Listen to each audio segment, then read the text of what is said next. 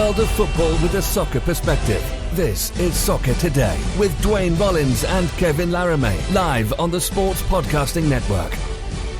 Good day, good night, and welcome to Soccer Today for Wednesday, March 30th, 2022. I'm Kev Laramie, joined by Duane Rollins as always, and before we get going, I would like to grab your attention. Please hit that subscribe button, subscribe to our YouTube channel, continue to support us in our journey to 1,000 subscribers. It's the first step towards our YouTube journey, and thank you for supporting us. Duane, how are you today? Doing well, and yes, smash that subscribe button for sure. It's the cheapest and easiest way to support us. I'm repping my favorite Ecuadorians team today. Okay, so who are they? I had to Google them before, but I did buy this at Value Village. It's essentially translated the Electric Company of Ecuador. So they're about 100 years old. They are 14 times champion of the Ecuadorian League. I'm sure there might be a Ecuadorian fan out there listening that is yelling at me right now for not knowing this, but dude, yeah, what do you mean? Like they've won like 10 times their city's championship. Don't you know about their cup or something? Yeah, exactly. But they were runner-ups last year. Look it up. Ecuadorian Serie A League, the team that starts with E. That's the strip there. I do collect as much as they can, and that's another way you can support us. You can send me a strip if you want. I'll happily wear it on the air. I'll even wear strips other than one in particular. I will, and that includes the Impact. Yes, I'll wear Impact strips. I will wear Whitecap strips. I will wear LA Galaxy strips. I will happily wear any MLS kit. I will not wear Manchester United ever. No. Other than that, send me anything. Exactly. And so don't get Duane too excited. So make sure that you don't send him anything Manchester United related to wear. So because that will really get Duane a bit more aggravated. And I can understand, it's your rivals is never the greatest. But welcome to Soccer Today if you're just discovering us over the last few days. Welcome to the world of football with a soccer perspective, as our intro mentions every single show. Duane, on the show today, World Cup Qualifying, the Octagonal. It wraps up tonight for the last time ever. Duane and I will preview games in the Octagonal. We'll talk about the legacy of that tournament, how good it was for us Canadian fans to be in this Octagonal. We'll also look at tonight's scenario. Yes, Canada is through, qualified for Qatar already. What about Mexico? What about the United States? What about Costa Rica? We'll learn about their fate tonight. 7 teams punched their tickets yesterday. 2 tonight, and 4 more to be determined at a later date. Duane, before we look at tonight, I think it's important we look at yesterday, because yesterday a couple of different results happened that saw Canada have an opportunity to be in pot 3. So before we look at the results of yesterday and we talk about the teams that are qualified, let's look at what Canada needed to be in pot 3. First of all, Canada will need a win tonight. That is a foregone conclusion. If they don't, they're not going to be in pot 3. They needed Ghana win over Nigeria and DR Congo win over Morocco. Any 2 of the following.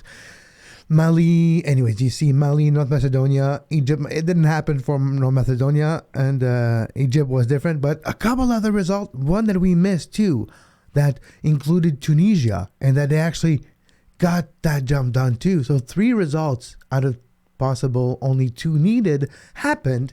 And tonight, if Canada beats Panama, Canada will be in pot 3 comes Friday, 11 a.m. Yeah, we missed the Tunisia one because it was the draw that kicked us, because they won the tie, but they drew the game. So that's always when you got away goals in play, how we missed that one.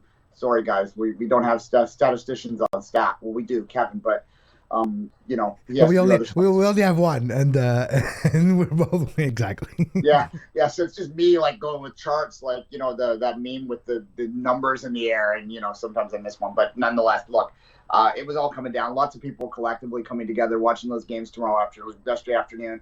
It was a lot of fun watching those games yesterday afternoon. I was working, of course, as well, but I had two YouTube pages up watching the 2 African qualifiers. They were a lot of fun. The European qualifier didn't turn out to be that exciting. The Poland game too was kind of not, that was a bit one-sided. I'm glad Poland got through that result. But look, what happened. And you can argue that what we're talking about here is really marginal gains. And it really is marginal gains. To put it into pure statistical numbers, what this means by Canada being in pot 3, if they do get the win tonight, is that they have a 50% chance of having a team that is ranked below them in their group. And the reason it's only 50% is because those teams that are going into the playoff are going to be in Group D. So if they get drawn into them with Group D anyway, it's the same difference as if Canada's in Group D, right? You still have 3 teams above you. Exactly. Yeah, there still is a 50% chance that you have it. If they're in Group D, there's a 12.5% chance that they have a team ranked below them in their group, and that's Qatar. Yeah. So how quickly things have changed, because I think some teams that are a Pot A type of teams kind of want Canada to not be in Pot D, because Canada is a dangerous 4th worst team of your group, right? Canada's not an easy pickings when you have players like Alfonso Davies that can change a game on a dime every single time they step on the pitch. Before we continue, doing countries that are already qualified for Qatar, yesterday and the last time we talked, it stopped at Canada. So now Ghana, Senegal, Portugal, yes, Portugal has won over North Macedonia. I'm sorry, all of you North Macedonian fans, since last summer, since they participated in their biggest tournament ever, and the send-off of their legend, Goran Pandev, all the way to retirement. Well, the new generation got really close. But a certain Portugal team has decided to win and send their captain, Cristiano Ronaldo, to a 5th World Cup, same as Argentina's Lionel Messi, and they are now in a select club of players. I think there are 5 overall in the history of the years. Anyways, don't quote me on this one. I haven't done the research, but that's a select club of players playing in 5 World Cups. Poland, yes, Lewandowski will be there. Tunisia, Morocco, Cameroon. Duane, I don't have images and I don't have any pictures queued up. I haven't had time to find high definition images, but you can find the images of all game long between Egypt and Senegal. Images of lasers being pointed in eyes, and it's not the small lasers that are weird and your cat plays with. It's those big, powerful ones that will distract you, and that did distract Mohamed Salah, that sent that ball into the stratosphere, and Sadio Mane, his teammates, winning over Egypt. How cruel is World Cup qualifying for Liverpool? Yeah, well, for those two anyway, they played each other in the Africa Cup of Nations. Same result happened the same way. And that one, no laser pointers. Look, there are people out there that will say, oh, must be nice to have Western privilege to not know how this stuff goes on. And I'll say, sure. Although we're in Concacaf, we dealt with similar stuff for years. It's been cleaned up. Batteries. I've seen batteries thrown, coins, and I've seen bags of, well, you know what. Yeah. And look, in Concacaf's defense, they've cleaned that up. There was none of that this qualifying campaign. There's very professional accommodations. The players were protected. There wasn't, things like that. There was noise and loud and like it's uncomfortable and weather-wise and things like that. But that's stuff that's just natural. Having laser pointers coming at your eyes is not a natural thing, and that shouldn't be tolerated. There should be a consequence to that. Now, the consequence to me, I don't know what the answer is at the time when you have them pointing, and what are you going to do? You're going to remove at the stadium. There's one shot, Duane, that is behind the net. Okay, so the camera is behind the net pointing, and you see where Mohamed Salah is, and you see all the lines of all the lasers coming from all around the stadium. It looks like a Pink Floyd concert in 1985 when all the lasers coming from everywhere. Yeah, and look, FIFA has it within their abilities to ban that stuff. You never see that at the World Cup. You won't. They will take it off you. You won't be removed from the stadium. They're going to search you like all the way to very close to a cavity search, if you know what I mean. Like not cavities in your mouth, another type of cavity. They'll search you to make sure you don't have a laser pointer. And I get that the infrastructure in Africa in particular and other parts of the world is not to the point that it is in the western part of the world. I get that. However, those federations should do more to at least try and stamp it out when they see it. I took a picture, a screen capture of mine viewing yesterday, where there was clearly to the left, about 3 feet away from a person in the expensive seats. We're not talking the cheap seats too. He's pointing the laser. The security guard's just sitting there staring right at them, right? Like, I mean, there's no attempt to stop it at all. He's not hiding himself. He's not like hiding his face. He's just like, yeah, it's true.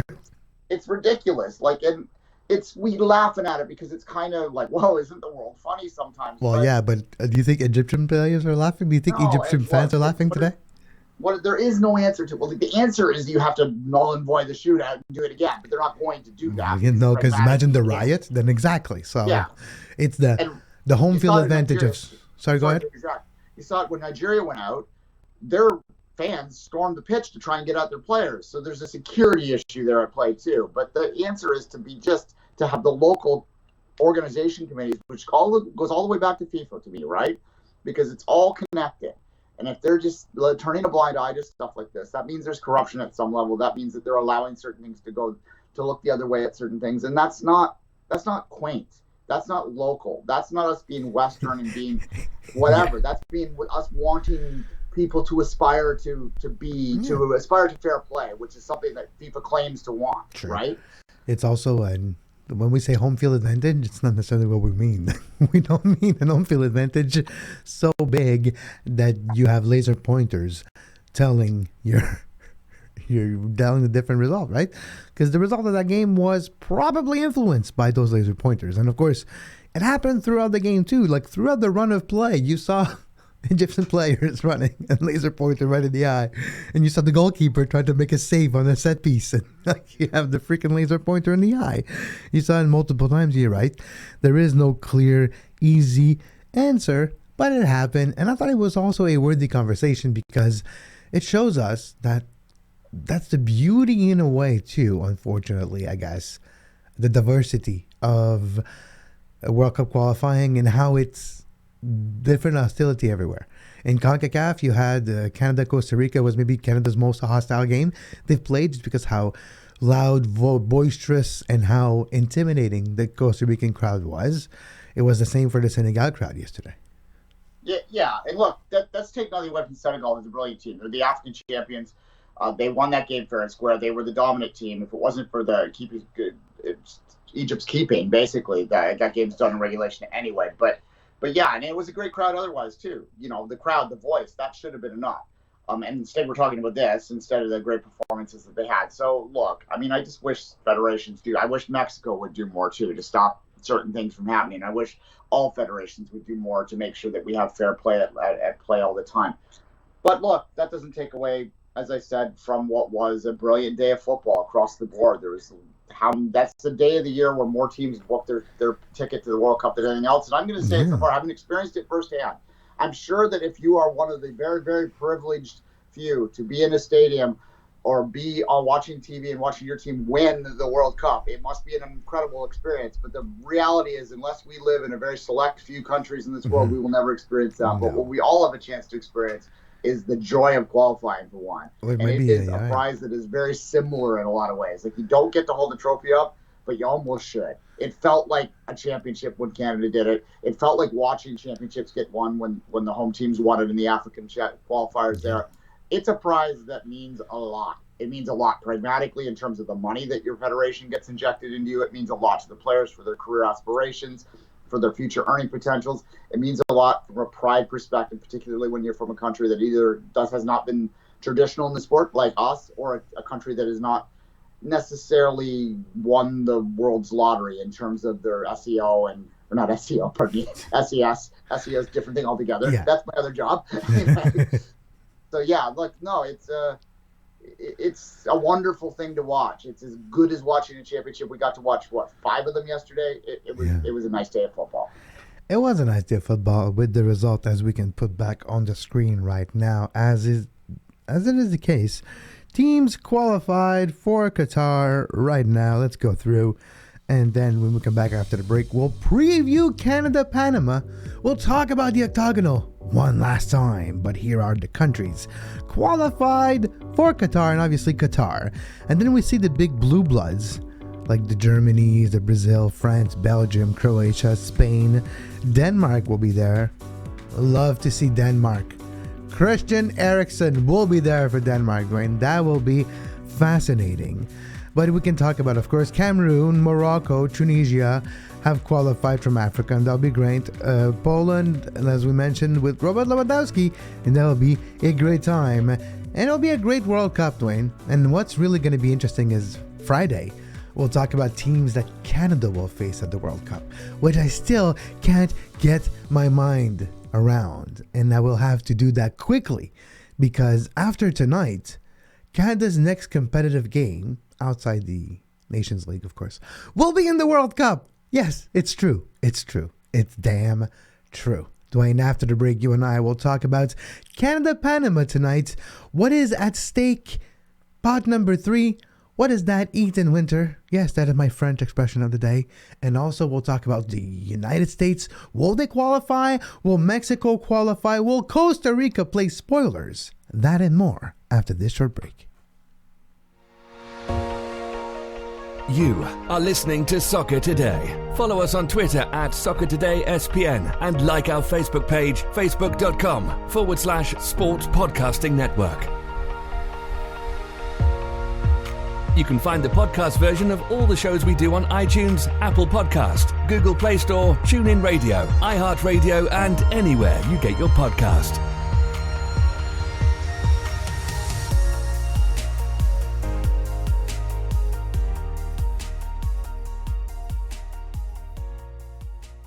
And we're back on Soccer Today. Kev Laramie with Duane Rollins as we now get ready to preview our last Canadian men's national team qualifying, Duane.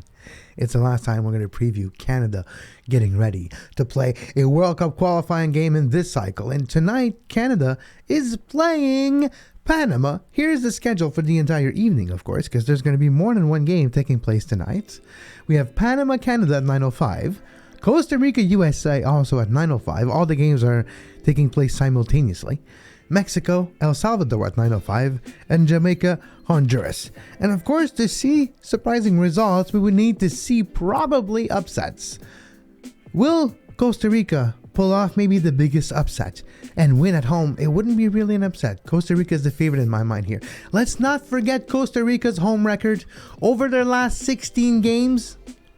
That it's 14 wins, 10 wins, 11. I'm going to get it right. Take 3. Okay, cut. Producer, take 3. Here we go. Thank you. Thank you for the clap. 11 wins, 4 draws, and only 1 loss at home in their last 16 games competitively for Costa Rica. And tonight they're facing the USA. Duane, here's my once every 4-year question, I guess now. Will the United States qualify for the World Cup tonight? Yes. I mean, they can't lose by 6 goals. If the U.S. loses by 6 goals tonight, there's going to be some talk. There's going to be a lot of talk. There's going to be a lot of talk. There's going to be a lot of talk about Greg Berhalter's next job because he will not stay there.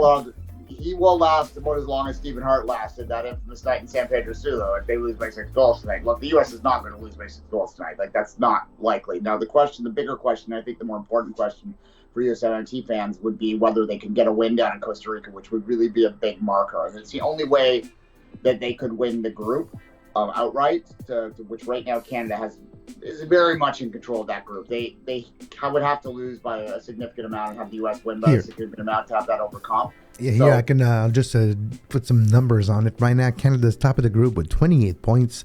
Their goal differential is 17. U.S. is second with 25 points, a differential of 13. Mexico is third with 25 points with a differential of 7. So Canada would have to lose a 4-game advantage, a 4-goal advantage on the U.S. while losing the game and having the U.S. win. So 2-2 or a 2 and a 3 loss would have to be what happens because Canada scored more goals, which would give them the second tiebreaker, right? So there you go. So, look, the U.S., like I said, I think they want to put a marker down to show that they maybe underperformed a little bit at times. I think they're very disappointed that they dropped points against Canada at home. I think they're very disappointed that they lost that game in Hamilton the way that they did. I think that the U.S. believes, based on the fact that they won the Nations League, based on the fact that they won the World Cup, that they are the top dog in Concacaf. Canada's going to have a claim for that, having won this round. There's no doubt about that. That's not me being like, oh, look at us. That's like, look at the math. Like, they have a claim. Mexico, meanwhile, look, they're always going to be good. They're at their floor, though. Right there, that's a Mexican floor. Mexico thinks that they should win these things without losing a game. This has been a disaster for them across the board. They're going to need to put something down real hard because they don't making the World Cup is not enough for Mexico. They have to do well in a World Cup, and right now they're not set up to do it at all. The U.S., look, there's a good and interesting conversation that we're going to have over the months ahead about which of the two of those countries, because we follow them both closely, is better set up to win at a World Cup.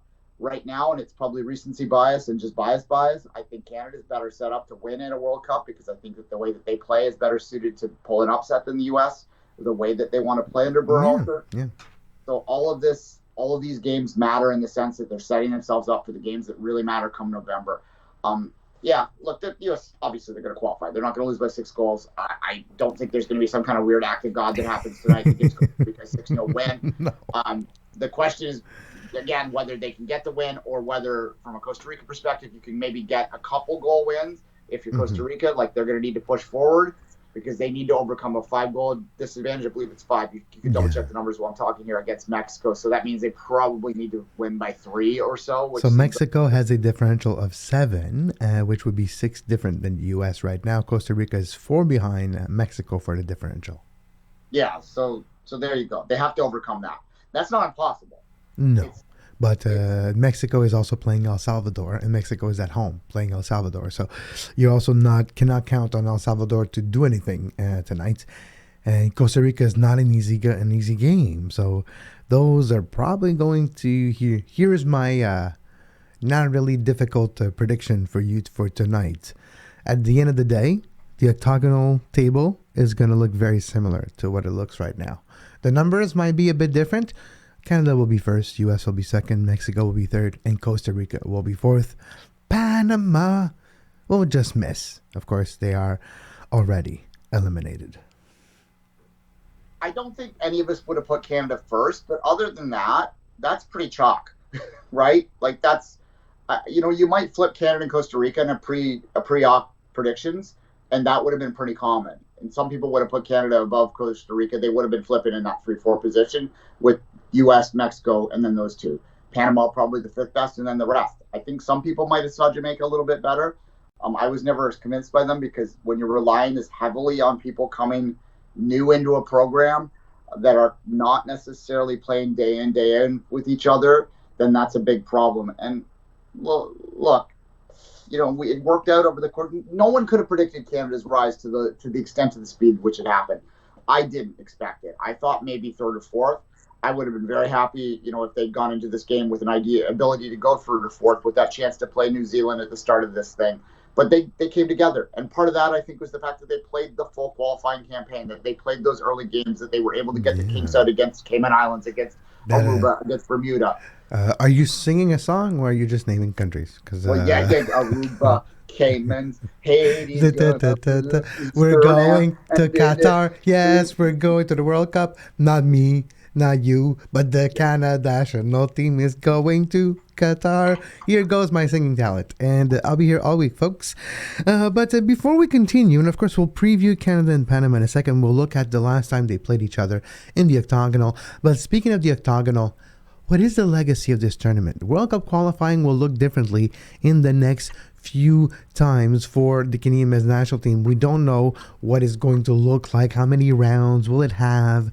A8, A6? What it will be a hex? Will it be an octo? Will it be a 12? Will it be a 10? It'll be called a Deca. We'll have the Deca tournament. Who knows? But that's going to change because we're going to have a 48-team World Cup in 2026. Canada will be one of the host countries, hopefully with a guaranteed spot. But looking ahead, what should remember about the octagonal? And I'll just go first, Duane, because to me, it's like the last time I moved out from my solo apartment. It was a good place to me, and I moved out, and I was like, I was thanking the apartment gods if those things exist, and I was like, thank you, this place was good to me, and that's how I feel about the octagonal. The octagonal, yeah, it was a good place for Canada. It was a good place for Canada. And even to go back further, as a longtime fan of the sport in this region, what I want to call it, this is my only bread about the Oct, it's not called the Hex, because, for years that was the holy grail to get back to a Hex. Canada was in a Hex, by the way. Lots of people say that they were never in the Hex. They were in the first Hex in 98. They finished last in it with 3 points, but nonetheless, they were in it. They sucked in it, but they were there once. Yeah, so exactly. But look, that tournament has provided this region with some of the greatest drama that it has ever had. It is much greater drama than the Gold Cup. So my legacy for this is to perhaps maybe Is there a way to emulate a league type format instead of for Gold Cups in the summer, every couple summers rather than this? Because we're going to miss it. We're going to miss this ability. And the Nations League is great if you're Bermuda, Jamaica, not Jamaica so much, but you know what I mean. If you're Bermuda, Cayman, whatever. Well, to add to your point, the Nations League is great in principle, but with the pandemic and with the rolling out of this competition over the last 3 years, we can't say that it has gone without a hitch. There's some nations that are like, you know what, skipped on games, and there's some nations that had some fines and stuff because of that. It's not like it has been without any problems. And in theory, it's a great competition, but in practice, it doesn't get the importance by the nations themselves about the Nations League. Yeah, and look, right now there's no schedule. It's supposed to start in June. There's no schedule released yet. And what that tells me is that there's still a lot of talk behind the scenes about what's going to happen in June. Because I guarantee you, Canada, the U.S., and Mexico are looking at CONCACAF going, we want to book a friendly here. We don't want to have to play Guatemala. We want to play Brazil, France, Portugal. Yeah. Anyways, so another team. We don't want to play teams that are meaningless in the grand scheme. And now that Canada's up at the level where we can have these desires, I don't want to be that guy like the Americans and the Mexicans have been in the past where I'm dismissing this outright. I see the value in the Nations League, but do we really want to play it in June, just coming right out of qualifying? Like, that seems soon. And I hope maybe CONCACAF recognizes that and maybe holds off on the A group, because they just played each other for a year. For a year, you're right. To just take a little break and let us get a taste of something else. Taste the soup. Stephen Hart used to say, let's taste some pie, too. I want some pie. Okay, you're going to make me hungry, and I can't have some pie. It has too much sugar in it. But when we're looking, you're right. And also, the smaller nations, Canada beat them all already in the process of making it to the final of the octagonal tonight. We've talked about tonight's result. Let's talk about Canada's opponent tonight. Canada is playing Panama tonight for the second time in the octagonal. The first game happened in October in Canada. It finished 4-1 for Canada. Own goal scored his first of the tournament in the first opening goal of this game. Alfonso Davies scored the first outright goal for Canada at the 66th minute. So it was 1-1 for a long period of time, because Rolando Blackburn scored the opening goal in this one for Panama. So it was 1-0. Panama scored a second goal, but in their own net, if you want to be funny. And it was 1-1 all the way to the 66th minute when the floodgates opened. Davies scored, followed by Tejan Buchanan 5 minutes later, and Jonathan David 7 minutes later.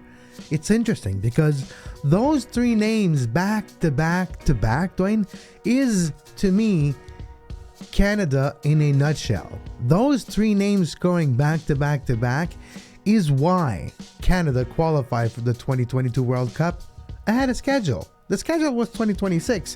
2022 came early, and they made it work because of the emergence of two out of those three, and the contribution, and we have to say the constant contribution of Canada's big players. But Duane, let's not forget, Cal Aaron is the second best scorer in the entire world of World Cup qualifying, behind a player that I won't even attempt to name his name. But Cal Aaron is second at 13 goals. But yeah, that was an amazing performance in October.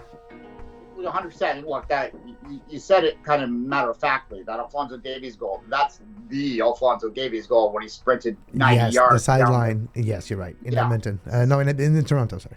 Yeah. So that was the turning moment in the entire history of the program, basically, because, as you say, it was a 1-1 game. It was tense in that stadium. I was in that stadium, and it was incredibly tense because you were staring at that point. They had played well, but they had only gotten the draw against Mexico down in Mexico. They had only gotten the draw against the U.S. in the U.S. They had dropped points against Honduras in the first game. They got the second win against El Salvador, but had they drawn that game in the 66th minute, it's tense. You're looking at fourth place then. And then that win propelled them to the top of the table. They never looked back. So that goal was really the turning point of all of it. What I will say, though, having watched it, is that even though they were struggling to break them down, they were dominating possession. In terms of tonight, obviously, they're playing in Panama, which is not as much of a fortress as you'll find Costa Rica or Mexico, but it still is a Central American facility.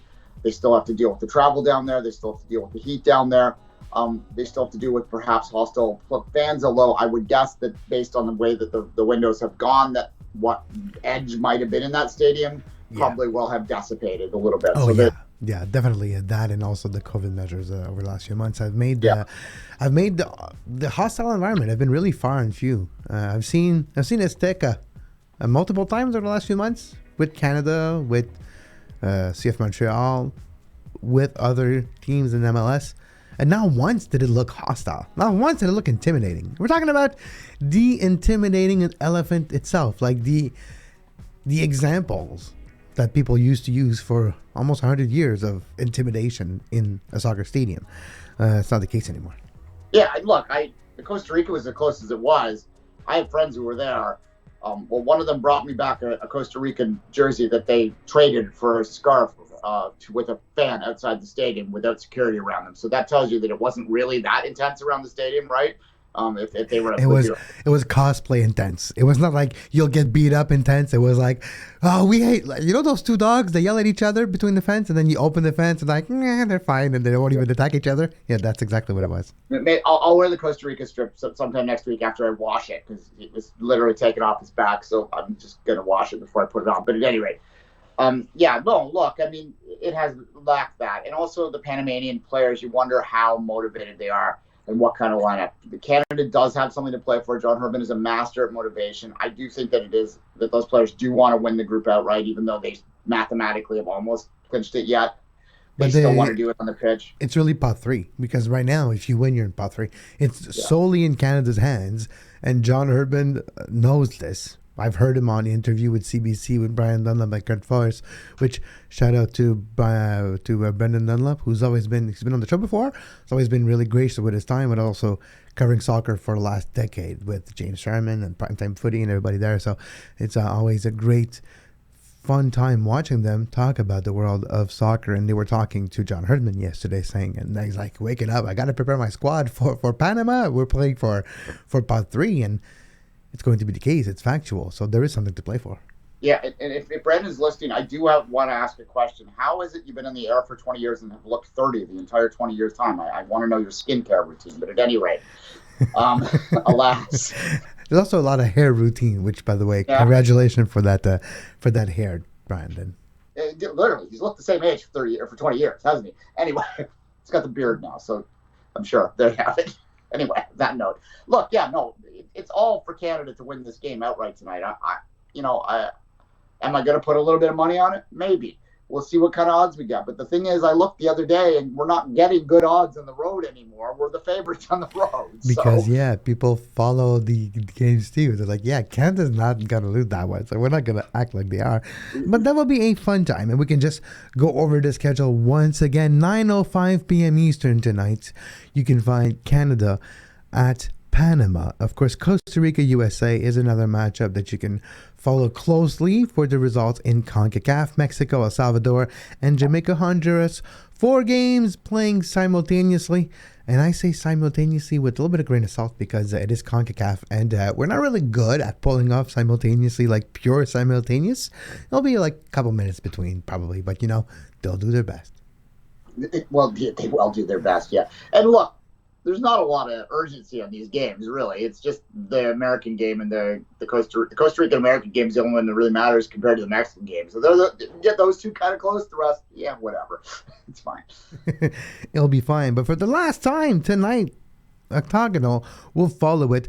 But until then, you can follow us on social media. Myself at Kevlarme, Duane at 24th Minute. You can subscribe to our YouTube page, where you will find all the latest show, brand new Soccer Today uploaded every single day. And you can find that and more at youtube.com/sports podcasting network. You can find the podcast version of this show everywhere you find your favorite podcasts. And until next time, tomorrow, for Duane Rollins, I'm Kev Laramie.